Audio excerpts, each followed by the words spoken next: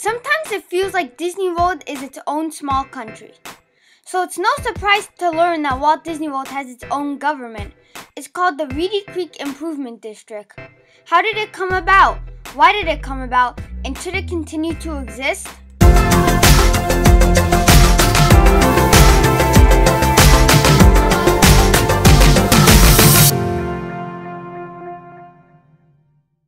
Back in May of 1967, Florida Governor Kirk Jr. signed new chapters of the laws of Florida that created the city of Bay Lake, the city of Reedy Creek, and the Reedy Creek Improvement District to just hold jurisdiction over both. This district had far more governing power than normal, allowing for their own building codes called the Epcot codes. The district is also responsible for running their own services such as fire stations, EMS, power distribution, water treatment, waste disposal, and road maintenances.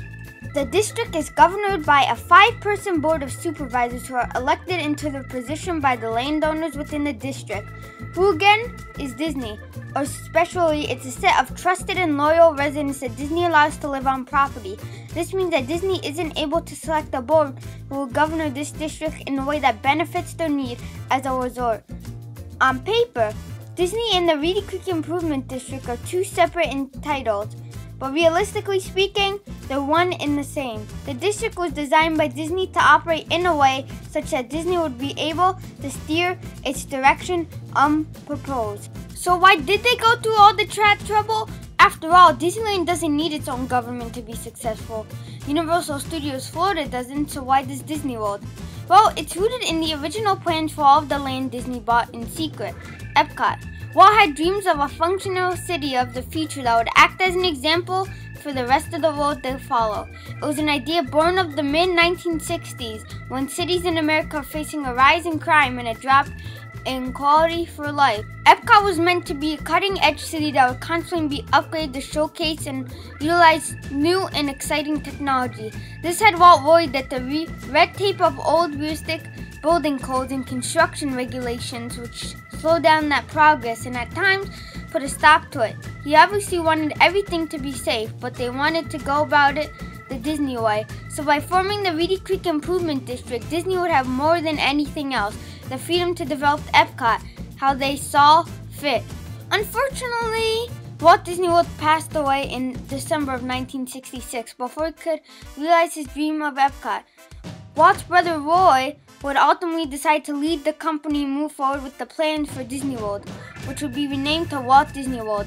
Intentionally, there was a hesitation as to whether or not Walt's dream city of the future was still possible, but internally, the company was dedicated to making Epcot a reality. In order to do that, though, they needed the freedom that the Reedy Creek Improvement District would bring, and so it was pensioned to Governor Claude Kirk Jr.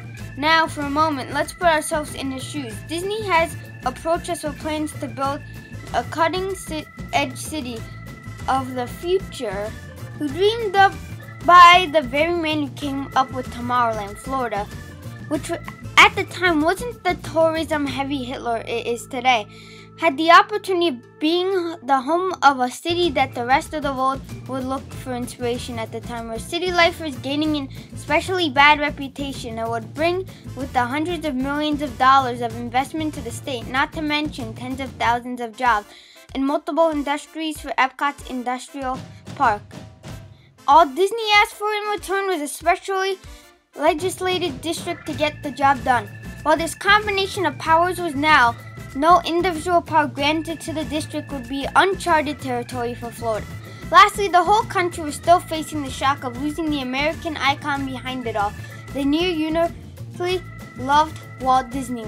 It seemed like a no-brainer, and it's no surprise that the legislation passed. It passed unanimously without any debate in the Florida Senate, and only saw one no vote in the House. The promise of an ideal city at the time when the U.S. needed it, the shock of losing an American legend, and the promise of economic prosperity of Florida created a perfect storm that gave birth to the Reedy Creek Improvement District. I'll see you guys all next time.